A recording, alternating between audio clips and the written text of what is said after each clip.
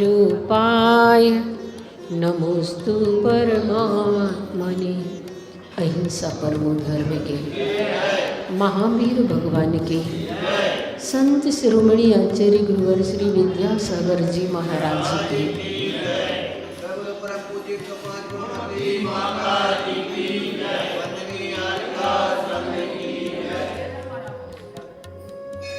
कल हमने समझा था कि कर्म कर्म का हित चाहते हैं, जीव जीव का हित चाहता है। पर जिस समय जो बलजोर हो जाता है उसका कार्य पूर्ण हो जाता है। इसीलिए आज हम समझेंगे शुभकारी बनने की प्रेरणा 32 नंबर की गाथा में आचार्य पूज्यपाद स्वामी हमें अपने ऊपर उपकार करने की प्रेरणा दे रहे हैं कि तुम जीव हो, तुम्हारे पास अनंत शक्ति है। उस अनंत शक्ति का प्रयोग करके कर्म की सेना को निर्बल कर सकते हो। और ऐसी प्रेरणा उन्होंने हमें अपने जीव तत्व पर करने की दी है। गाथा है परोपकृति मुत्सृज्य सोपकार परो भव उपकुर्वन् परस्याज्ञो दृश्यमानस्य लोकवत्। कहा जा रहा है परोपकृति, पर के उपकार करने को उत्सृज्य त्याग करके सोपकार अपने ऊपर उपकार करने में पराभव तत्पर हो जाओ। दृश्यमानस्य दिखाई देने वाले लोकवत्, इस जगत की तरह अज्ञानी जीव परस्य पर का उपकुर्वन् उपकार करता हुआ पाया जाता है। संसार में हम देखते हैं कि एक दूसरों पर किस प्रकार से उपकार किए जाते हैं। उसी प्रकार यहाँ पर कहा जा रहा है कि तुमने अभी तक ऐसा ही किया है, इसलिए उस पर के उपकार को करना छोड़ करके पहले अपना उपकार कर लो। पर के उपकार से मतलब शरीर के प्रति जो हमारा 24 घंटे का समय होता है इसके लिए ही दिया जाता है, जबकि ये हमारे उपकार को मानता ही नहीं है। और जब हमारा उपकार नहीं मानता है तो फिर उसके प्रति उपकार करना छोड़ दो। शरीर के प्रति, कर्म के प्रति, पापों के प्रति, व्यसनों के प्रति जो 24 घंटे हमारा सोच रहता है, जिससे हमारी आत्मा का हनन होता है, उन कार्यों को करना छोड़ दो और अपनी आत्मा के प्रति उपकार करने में लग जाओ। इस प्रकार की प्रेरणा आचार्य पूज्यपाद स्वामी हमें इस गाथा के माध्यम से दे रहे हैं। कहा जा रहा है दुनिया के लोग जब तक मोहवश दूसरों को दूसरे रूप में नहीं जानते हैं, बल्कि मोहवश पर पदार्थों को अपना मानते हैं। शरीर को हमने आज तक पर कहाँ माना। ऐसी हमारी मोह की ग्रंथि सघन है कि हमें कभी लगता ही नहीं है कि ये शरीर कुछ दूसरा है। मुझे तो लगता है कि शरीर सो ही मैं हूँ, और ये परिभाषा देह जीव को एक गिने बहिरात्म तत्त्वमुदा है। जो शरीर और आत्मा को एक मान करके जीता है वो तो बहिरात्म और मिथ्या दृष्टि है। पर मोह का इतना प्रबल प्रभाव होता है कि इस पर रूप शरीर को कभी पर मान्यता में आता ही नहीं है। तभी तक उन पर उपकार करते चले जाते हैं। ज्यों ही ज्ञान बस अपने को अपना और दूसरे को दूसरा जानने लग जाते हैं, तो ही दूसरों का उपकार छोड़कर अपने आत्म तत्व का उपकार करने में तत्पर हो जाया करते हैं। यह ज्ञानी की पहचान है, सम्यक दृष्टि की पहचान है। अतः अज्ञता छोड़ो और विज्ञता को स्वीकार करो। जो हमेशा दूसरों का अर्थात दूसरों से मतलब है शारीरिक आदि पर पदार्थों का उपकार करता रहता है, यह उसकी अज्ञता है, उसका मिथ्यापन है, उसकी नादानी है। प्रश्न उठता है कि तो फिर विज्ञता क्या है? कहा जा रहा है इसके समाधान में कि भेद विज्ञान के बल पर स्व अर्थात आत्मा को आत्मस्वरूप से और शारीर आदि पुद्गल को पुद्गल स्वरूप में जानना विज्ञता है। इसलिए अपने अंदर वेद विज्ञान जागृत करो। और संक्षेप में यहाँ कहा जा सकता है कि वास्तविक वस्तु स्थिति को जानना ही विज्ञता है और वास्तविकता को नहीं पहचानना अज्ञता है। इसलिए आचार्यों ने कहा है, अगर वास्तव में तुम स्व और पर का वेद विज्ञान कर लोगे तो आद हिदम का दब्बम। आचार्यों ने कहा है कि वास्तव में सबसे पहले अपना हित कर लेना चाहिए। यदि सक्कदि परहिदम च कादब्बम, यदि तुम में सामर्थ्य है तो पर का हित कर लो, लेकिन सबसे पहले तो अपना ही हित कर लेना चाहिए। आदि हिदम पर हिदादो आदि हिदम सुट्टु कादब्बम। कहा जा रहा है कि आत्महित और परहित दोनों में से अगर कहा जाए कि अच्छा कौन है तो सबसे अच्छा माना जाएगा आदि हिदम कादब्बम। आत्महित करना सबसे हित माना जाता है, सबसे अच्छा माना जाता है, बुद्धि मानी जाती है, विद्युत्ता मानी जाती है। बुद्धिमान पुरुष मुख्य रूप से अपना हित पहले करते हैं, क्योंकि वे समझते हैं कि आत्महित किए बिना शक्ति होने पर भी परहित नहीं किया जा सकता। लेकिन अज्ञानी अपना हित छोड़कर सामर्थ्य नहीं होने पर भी दूसरों के हित से में हमेशा तत्पर रहता है। सभी संसारी प्राणी सामाजिक प्राणी समाज में परिवार में रहते हुए इस बात से अनुभूत भी हो चुके हैं कि दुनिया में सबका कितना भी उपकार करो फिर भी कोई कृतज्ञता ज्ञापित नहीं करते, उपकार को उपकार स्वरूप नहीं स्वीकार करते, चाहे शरीर के प्रति हो चाहे पर के प्रति भी हो। जब हमारे जीवन में कोई प्रतिकूलताएं आती हैं तब जिनका हमने उपकार किया है वे ही हमसे बहुत दूर हो जाया करते हैं, समय आने पर सब धोखा दे देते हैं, उपकारी को भी अपकारी सिद्ध करने में लगे रहते हैं।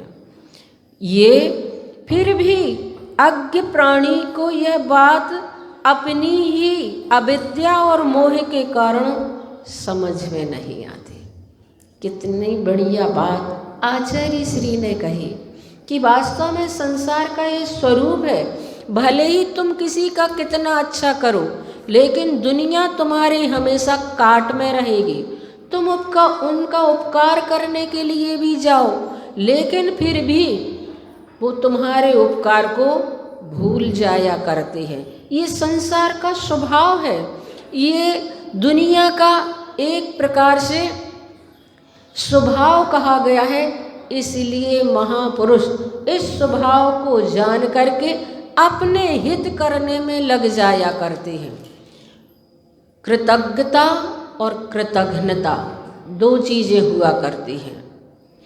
हमारे सद्गुणों में एक गुण कृतज्ञ गुण भी है और भारतीय संस्कृति में इसे बहुत महत्व दिया गया है। कृतज्ञता का मतलब होता है कि जब कभी कोई परिस्थिति में हो, किसी प्रकार की उसके पास प्रतिकूलताएं हो, उस प्रतिकूलता में उससे थोड़ा सा हमारे माध्यम से कुछ सहारा मिल जाता है तो उसके लिए वह बहुत ऊंचाई तक पहुंचाने में कारण बनता है। ये तुम्हारा थोड़ा सा उपकार उसकी ज़िंदगी को संभालने में कारण बन जाता है। अब उसका ये गुण होता है कि उसके किए हुए उपकार को जिंदगी के अंतिम श्वास तक याद रखे। लेकिन जो कृतज्ञ होते हैं उनके ऊपर लाख उपकार भी किए जाएं तो वो कभी भी उसे स्मरण में नहीं रखते हैं। जबकि मैंने पढ़ा कि पशुओं के अंदर भी ये कृतज्ञ गुण होता है कि मानव के प्रति अगर थोड़ा सा भी उपकार किया जाता है तो वह जिंदगी की अंतिम श्वास तक याद रखता है। मैंने पढ़ा कि यूनान देश में जब दास प्रथा थी, वहाँ की घटना है कि डायोजनस नाम का एक दास था, गुलाम था। वह अपनी गुलामी से तंग होकर के एक दिन भागा तो उसका सैनिक पीछा करते करते उसके साथ भाग रहे थे और वह भागते भागते एक जंगल में पहुंच गया।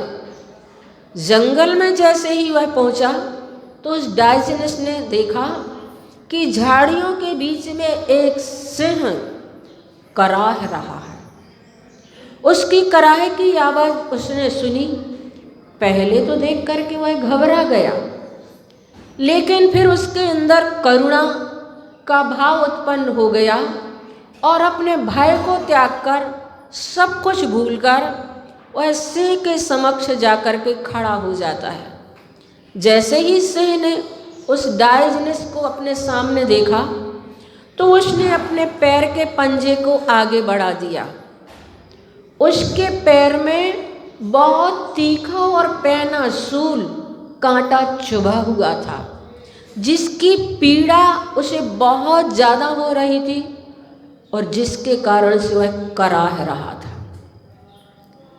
डायोजनस अपने भय को त्याग कर सब कुछ भूलकर उसने समझा कि ये शेर हमें इशारा कर रहा है इस कांटे को निकालने के लिए, वह हमसे सहायता चाहता है।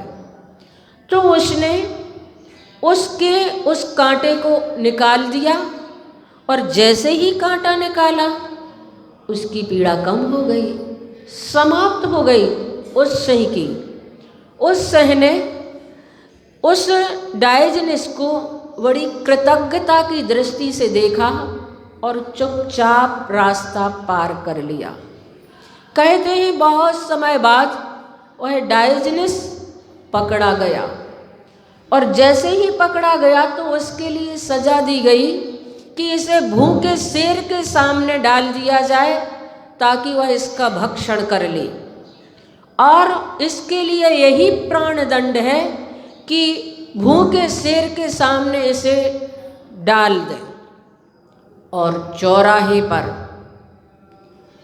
उसे सजा देने के लिए एक पिंजरे में 3 दिन के भूखे शेर को बंद करके लाया गया। और जैसे ही वह सिंह वहाँ पर आया, डायोजनस को उस पिंजरे में धकेल दिया गया। सिंह भूखा तो था, उस व्यक्ति को देख करके जोर से दहाड़ा और जैसे ही उसके निकट पहुंचा उससे उसकी गंध आई तो वह शांत होकर एक स्थान पर बैठ गया।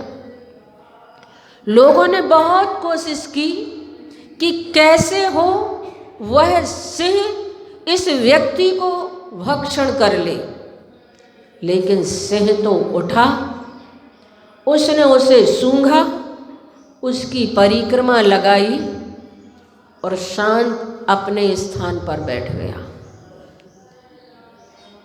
क्योंकि उस सिंह को लगा कि यह वही व्यक्ति है जिसने बहुत समय पहले मेरे पैर का सूल निकाला था और वह घटना वह सिंह जैसे खूंखार जीव को भी याद रही, वह कृतज्ञ ना हो करके उसकी कृतज्ञता को ज्ञापित करता है और 3 दिन का भूखा होने पर भी उसने उसका भक्षण नहीं किया। जानवरों के अंदर भी इतनी कृतज्ञता गुण होती है, पर हम कितनी जल्दी भूल जाते हैं किसी के उपकार को, कितनी जल्दी विस्मृत कर देते हैं हम दूसरों के उपकार को।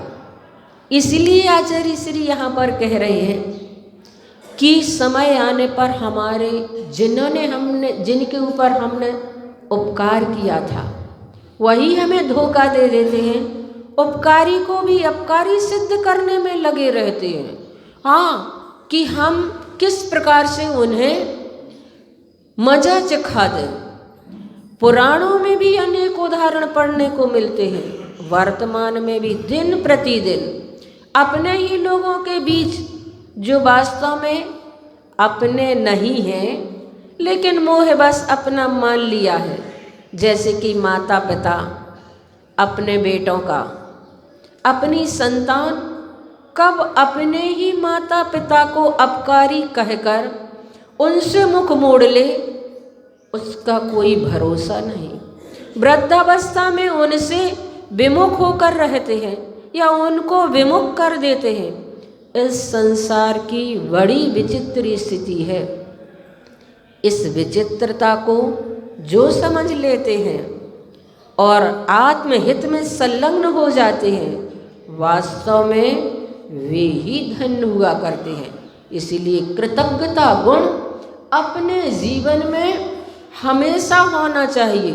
कृतज्ञता गुण तो इतना बड़ा गुण है, मैंने पढ़ा कि ऋषि एक गंगा नदी से स्नान करके चले आ रहे थे। उन्होंने देखा सामने से एक चांडालिन जिसके हाथ में मल से सना हुआ खप्पर है और सिर पर एक टोकरी है जिसमें मरा हुआ कुत्ता पड़ा है और दूसरा हाथ खून से लथपथ है। फिर भी वह चंडालिन उस खून से लथपथ हाथ से गंगा का जल सींचती चली जा रही है, रास्ता को पवित्र करते करते। ऋषि ने देखा तो उन्होंने पूछा, बहन ये क्या कर रही हो तुम स्वयं ही तो इतनी अपवित्र हो जो तुम्हारे हाथ में खप्पर मल से सना हुआ है, सिर पर जो टोकरी है उसमें मरा हुआ कुत्ता पड़ा है और हाथ खून से सना है और तुम रास्ता पवित्र करती चली जा रही हो। आखिर ये क्या है तुम्हारी दुनिया में, क्या तुमसे भी कोई पवित्र है? उस चंडालिन ने जो जवाब दिया उससे सुन करके उन ऋषि को लगा कि वास्तव में दुनिया में इससे भी कोई अपवित्र लोग होते हैं। उस चांडालिन ने कहा, महात्मन आप तो भोले भाले आदमी हैं, आप दुनिया में क्या समझें कि यहाँ क्या होता है। मैं तो अपना कर्म कर रही हूँ, लेकिन मैं चाहती हूँ कि मैं ऐसे लोगों की छाया से भी दूर रहूं जो दुनिया में कृतघ्नी है। और अभी अभी एक कृतघ्नी व्यक्ति यहाँ से निकला है, मैं चाहती हूँ कि उसके पैर की रज भी मेरे पैरों को न छू पाए, इसलिए मैं ये रास्ता पवित्र करती चली जा रही हूँ। मैं तो सिर्फ अपने कर्म से अपवित्र हूँ, लेकिन सबसे ज़्यादा अपवित्र मलिन व्यक्ति कृतघ्नी व्यक्ति होते हैं। तो बंधुओं, हमारे जीवन में हो नहीं कृतघ्न कभी, द्रोह न मेरे और आवे, मेरी भावना में हम प्रतिदिन पढ़ते हैं।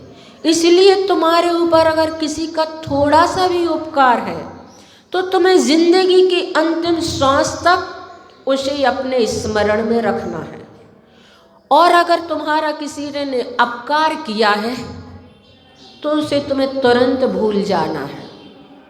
और तुम्हारे द्वारा अगर किसी के ऊपर उपकार किया गया है तो तुम्हें उस उपकार को स्मरण में नहीं रखना है, उसे सामने वाला याद रखेगा।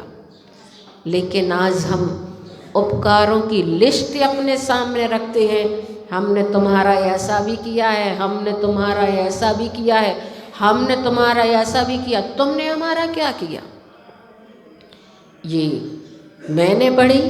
दो चीज़ें हमेशा याद रखना कि अगर तुमने किसी पर उपकार किया है तो तुरंत भूल जाओ, और अगर किसी ने तुम्हारे ऊपर अपकार किया है तो उसे भी तुम तुरंत भूल जाओ।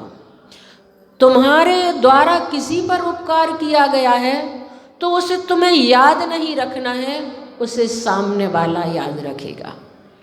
तो आचार्य पूज्यपाद स्वामी यहाँ पर कह रहे हैं कि तुम पर ही उपकार करते रहे हो और ऐसी चीज़ों पर उपकार करते रहे हो जो कभी तुम्हारे उपकार को मानते ही नहीं है।